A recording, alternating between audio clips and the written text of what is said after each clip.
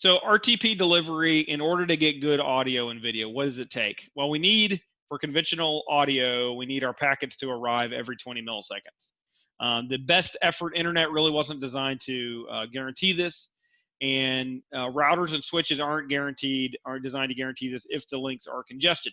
Now, if you've got plenty of bandwidth, then voice and video is easy. If you've got really lots of bandwidth, then you're not having a lot of congestion.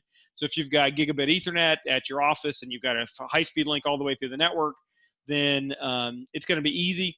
But plenty is kind of a moving target because, what about 60 frames per second 5K streaming video? Well, that actually maxes out most everyone's link.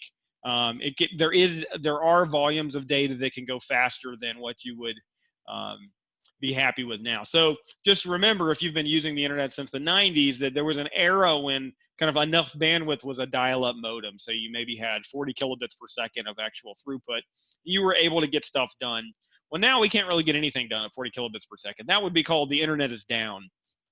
And so really our bandwidth requirements are a moving target. So what you might call plenty today may not be plenty for tomorrow. And so even in the very recent last few years, we've seen cases where companies are still requiring quality of service guarantees. So they're requiring engineering to be done to ensure that even if their gigabit links or their multi-gigabit links are saturated, that their phone calls will still go through. It's because voice is an essential commercial function and necessary technology and tool that the people are depending on. It's not something that they're willing to wait for. If it takes you an extra 10 seconds for your email to go through, nobody notices. But if it takes an extra 10 seconds for me to be able to hear what you're saying, then I'm going to have to hang up and call. We're going to have to call back. We're going to have to try this again. And that can be very disruptive.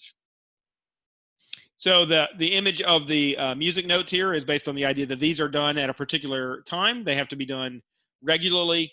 You can't just have random gaps in the middle of music playback. It needs to arrive on a regular basis.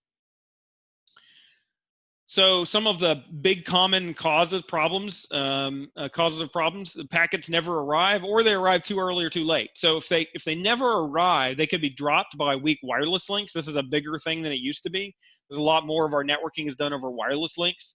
For example, obviously a lot of people have Wi-Fi, and they're using Wi-Fi more commonly for audio and video. For example, my iPhone's on AT&T, and AT&T offers Wi-Fi calling. So by default, if I make a call and I've got Wi-Fi network, it's going to use my Wi-Fi network to actually send the RTP. And so I'm subject to the behavior of Wi-Fi 802.11 networking. But again, we also have LTE that's commonly used for voice over LTE. We've got 5G networks, and then there's this era of in-between things that are fixed wireless applications. For example, Google Fiber in some locations is bringing fiber to the location, to the neighborhood, and they're using a wireless link to connect to the last mile to the CPE. And so at each customer premise location, they have a wireless link that connects back to their tower, but they don't actually have to install fiber through the yard and across the ditch and everything into everyone's house, or they don't have to install fiber up into the apartment building in every single case.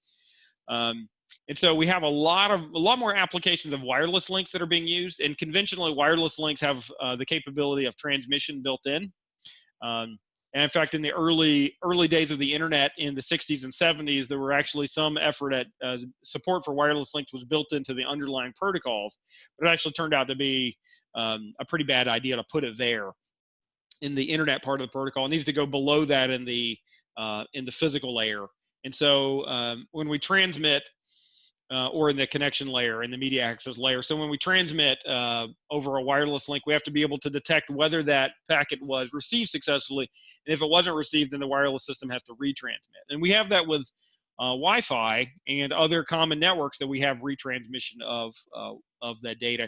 And it retransmits over very short time scales, but it can add many milliseconds to the delay. And of course, if the radio conditions are poor, then we're just going to lose all of that packet. So that's one of the reasons. Another one is that we have routers and switches that are congested. So congested means that there was more data that came in that went out. You can think of that as being a funnel, where if the funnel fills up, we pour a lot of oil into an oil funnel. Well, there's a certain rate it can drain out, and that's effectively the link speed. But it can become congested when that link is full and stuff starts to overflow over the top.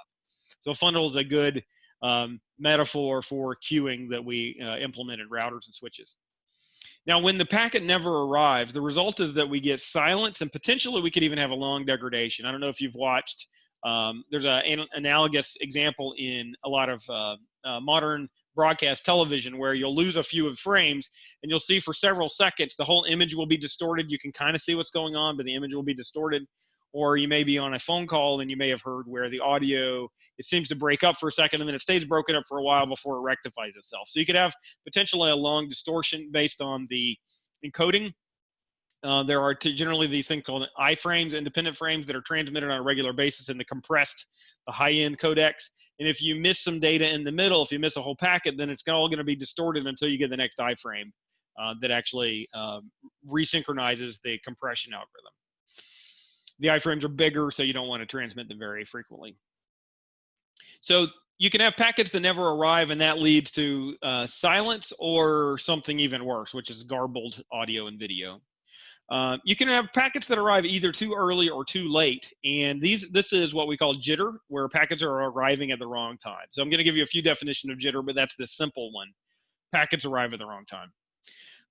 One of the reasons for this is the buffering and queuing and retransmission in wireless networks. Like I mentioned, there are delays. So if you're transmitting Wi-Fi from your Wi-Fi access point to your Apple TV, and there's some congestion because you're making popcorn and you're using the 2.4 gigahertz band because your microwave is emitting 2.4 gigahertz and it's interfering, then the Wi-Fi access point will retransmit those frames several times over increasing amounts of delay. Some of those frames are going to arrive, but they're going to arrive later than they would have if you had not been hungry for popcorn.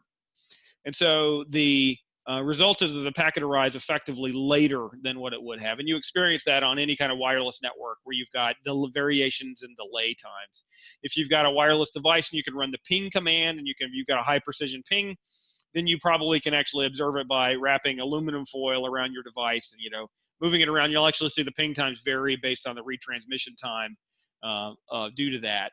Just for example, you can do that in your own house. It's really easy to do. The actual display that I'm using right now has this big EMF shield around it. It's a 5K display. It's got this heavy-duty EMF display, and it wreaks havoc with all of the radio frequency stuff near my desk. And so I can readily reproduce varying ping times by simply moving things around on my desk. It's a hoot. So the result when the packet arrives late is sometimes it's the same as the packet never arriving. It could be so late that it doesn't actually do any good. If it arrives too early, then you can have similar effects, but too early is not as commonly the problem. We don't usually have too many problems as often with packets that arrive well ahead of schedule. It's usually extreme levels of delay that tend to be the problem.